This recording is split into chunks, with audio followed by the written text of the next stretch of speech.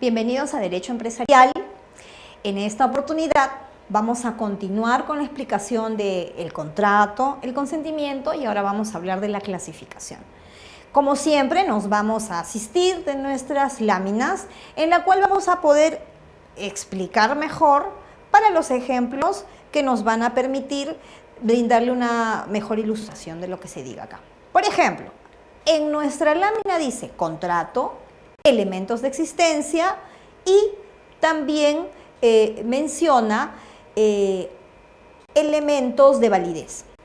Pero, ¿qué es un elemento de existencia y qué es un elemento de validez? Básicamente, el elemento de existencia es lo que le da vida a un contrato. Hemos explicado, recuerden, si A tiene el objeto y B tiene el dinero, para que A le entregue el bien a B y B le entregue el dinero a A, ¿qué es lo que tiene que haber en común en ambos? El consentimiento. A le va a decir al mundo, tengo una casa, quiero por esa casa 100. B le va a decir del mundo a A, yo tengo el 100 que tú quieres, pero quiero ver tu casa antes de decidir. Se juntan, A le va a entregar toda la documentación, lo va a invitar a visitar la casa, B va a verificar que la casa está de acuerdo a sus expectativas y definirá. Y le dirá a B, mira B, he revisado toda la documentación, sí, considero que debo pagarte los 100 porque es la casa que yo esperaba.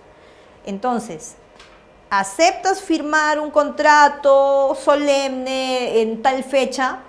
Y si A dice sí, ese día los dos están expresando de manera voluntaria, sin dolo, sin mala fe, sin errores, sin violencia, que quieren suscribir un acuerdo de transferencia de inmueble.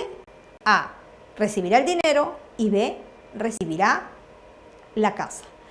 Eso es un elemento de existencia. Si no hubiera eso, ¿existiría un contrato? No, simplemente no habría nada. Es por eso que ni el objeto, cosa, ni el consentimiento verbal, emocional y físico, sin esos elementos, el contrato no existe. Respecto de los elementos de validez, ¿qué es lo que nos dice respecto de los elementos de validez? En ese sentido, por favor, muy atentos. Habla de la capacidad de las partes, número 1, ausencia de vicios en el consentimiento, número 2, ¿no? La licitud del objeto, o en el objeto, número 3, y sobre todo la forma del consentimiento. Ahora, vamos a explicarlo paso por paso para que podamos entender, y esto aplicarlo en la parte empresarial. Ojo, siempre estamos explicando esta parte teórica y genérica, dando un ejemplo, para luego aplicarlo a la fase empresarial. Tenemos la empresa A y tenemos la empresa B. La empresa A es una empresa de globos. La empresa o sociedad, vamos a decir, la empresa A es una empresa de globos. La sociedad B es una sociedad que se encarga de hacer arreglos de globos. Entonces, la empresa A tiene como titular gerente a una persona de 60 años. La sociedad tiene como socios accionistas a muchachos de 20 años, los dos. Entonces, ahí que estamos viendo en principio, estamos viendo sus integrantes. El señor de 60, titular gerente, y los dos muchachos que son accionistas de la sociedad. Pregunto, ¿estamos yendo a la parte de los titulares de ambas, empresa y sociedad, o lo que tenemos que ver es la vigencia de cada uno de ellos respecto de su empresa o sociedad? No tenemos que encargarnos de verlos a ellos como personas naturales, tenemos que encargarnos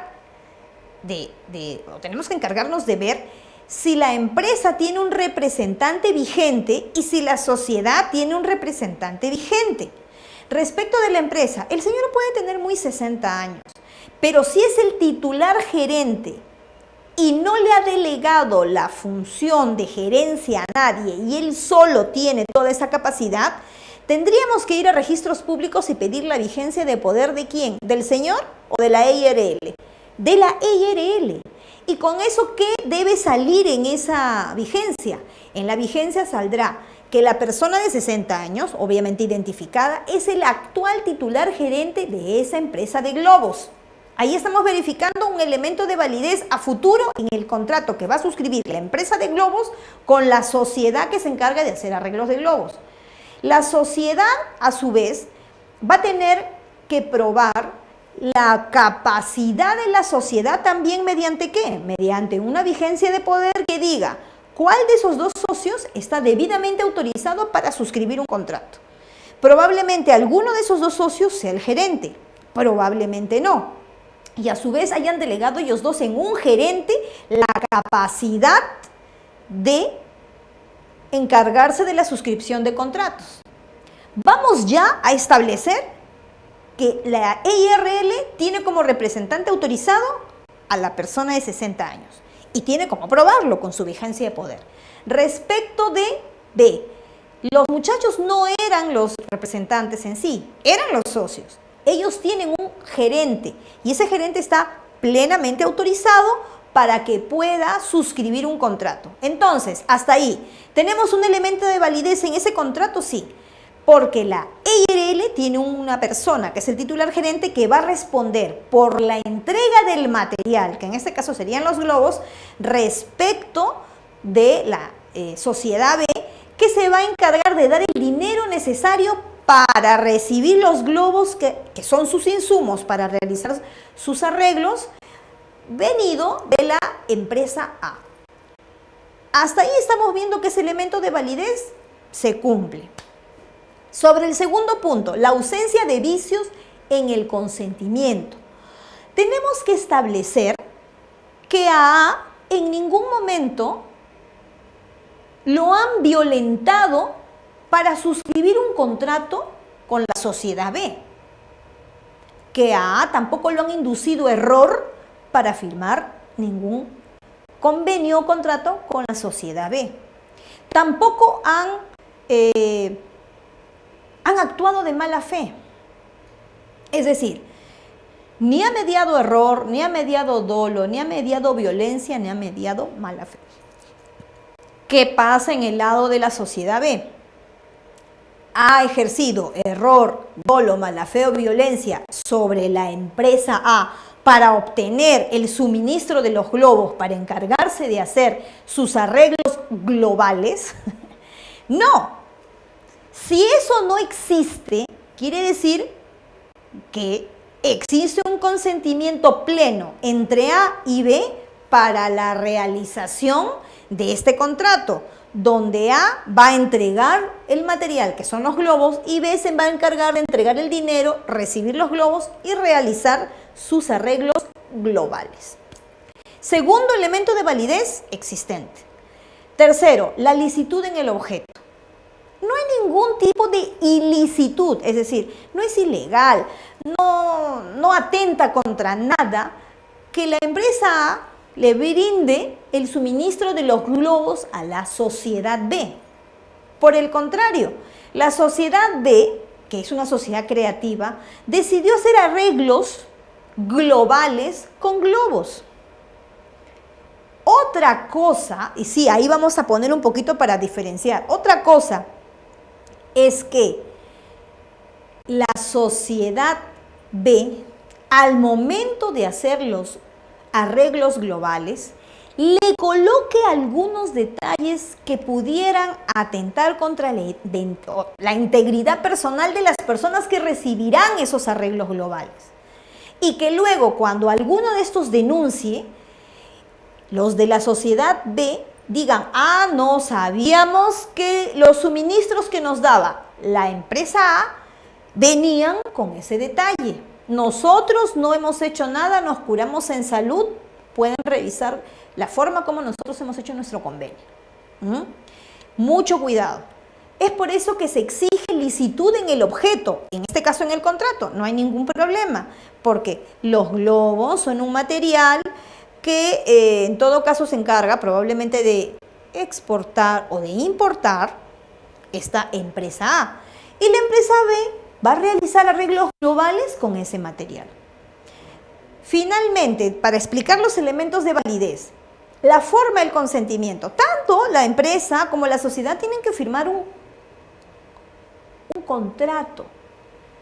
Pero este contrato obviamente no va a ser por escritura pública, va a ser un contrato que mínimamente debería tener la participación de ambas partes, el área legal, probablemente se les exija la legalización de firmas y a su vez eso forme parte del acervo documentario en la empresa y en la sociedad. Sobre todo, el área de recursos humanos deberá guardar ese documento para efectos de reclamar si es que hubiera algún incumplimiento o exigir probablemente el pago si es que la modalidad del pago se hace en partes. Bien, sigamos con nuestros elementos y la regulación del contrato. Habíamos explicado en sesiones anteriores que debería de haber elementos de validez tanto en el consentimiento como en el contrato mismo. Ya hemos hablado que dentro de esos elementos de validez está la manifestación de voluntad. La manifestación de voluntad es prioritaria. Si uno no dice verbal y físicamente, ¿no?, sí a un acuerdo, quiere decir que está mediando algún vicio.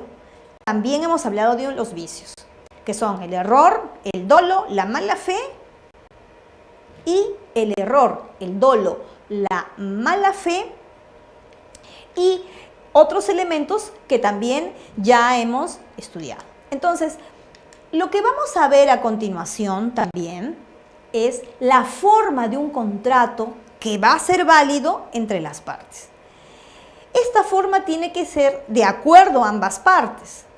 Obviamente no va a ser por escritura pública, salvo que la necesidad de ambas partes requiera que sea tan formal que se deba escriturar. Otro elemento de validez también es el objeto y el fin lícito. En el caso de los ejemplos, ya hemos visto que no hay ni error, ni dolo, ni violencia, ni mala fe. Y si no hay eso, estaríamos hablando de que entre ambos, el hecho de dar globos para hacer arreglos globales no implica mayor problema. No hay en ese caso, pues, una sensación de atentar contra las buenas costumbres o contra el orden público, que es lo básico que nos pide la ley para efectos de no realizar un acto jurídico, para el caso, un contrato. Debemos siempre de tomar en cuenta también la capacidad de las partes para contratar. Ya hemos visto, no debemos de irnos a la parte natural de los miembros de la empresa o sociedad, sino debemos de verificar si aún están encargados de la administración, tanto de la sociedad como de la empresa. Siguiendo con este mismo esquema, y es bastante explícita nuestra lámina, ¿no? Dice firme aquí. Si se están cumpliendo todos esos elementos de validez, de eficacia, ¿no?, como decíamos en las láminas anteriores, los elementos de validez y de existencia, pues con plena seguridad podremos firmar cualquier tipo de contrato. Es más, ese firme aquí quiere decir que a ojo cerrado uno ha contratado a un abogado especialista en la materia, societaria. Probablemente se ha hecho de la asistencia de un contador. Probablemente se ha hecho de la asistencia de un financista. Probablemente se ha hecho de la asistencia o auxilio de un creativo para poder saber qué tipo de material dentro de los globos que va a adquirir van a ser los necesarios para hacer los famosos arreglos globales. Entonces, si uno tiene alrededor las personas y los elementos necesarios para efectos de poder saber a visión cómo nos va a ir en la firma de ese convenio, con confianza, firmémoslo. Firmemos debajo de las líneas punteadas, firmemos el contrato con toda seguridad. Entonces, para definir y finalizar ya esta sesión, hagamos un recordaris. Este recordaris es, en general, de las sesiones que hemos venido haciendo sobre el contrato. Partimos de que el concepto de contrato está en el Código Civil, artículo 1351. Esto nos va a ayudar mucho en la aplicación empresarial y societaria de nuestros contratos. Por eso es que esta unidad habla de contratos colaborativos, ¿no? ¿Cuáles son los elementos de ese contrato? En principio, el acuerdo, consentimiento, manifestación de voluntad y la existencia de partes para la suscripción. En el caso, estas partes tienen que ser personas jurídicas debidamente acreditadas con sus debidos representantes. Y finalmente, la existencia de una relación jurídica patrimonial. Esta persona, nadie sabe, podría ser finalmente un gran proveedor de esta sociedad para efectos de realizar su fin, que son los arreglos globales. Entonces, está establecido que el contrato parte de un consentimiento, parte de elementos de validez, parte de elementos existenciales que brinde a las empresas y sociedades la plataforma necesaria para luego suscribir buenos contratos y tener éxito en su objeto, ¿no?, y actividad empresarial y societaria. Hasta aquí estaríamos culminando esta sesión. Los espero en la siguiente, que ya vamos a entrar de lleno a los contratos colaborativos. Muchas gracias.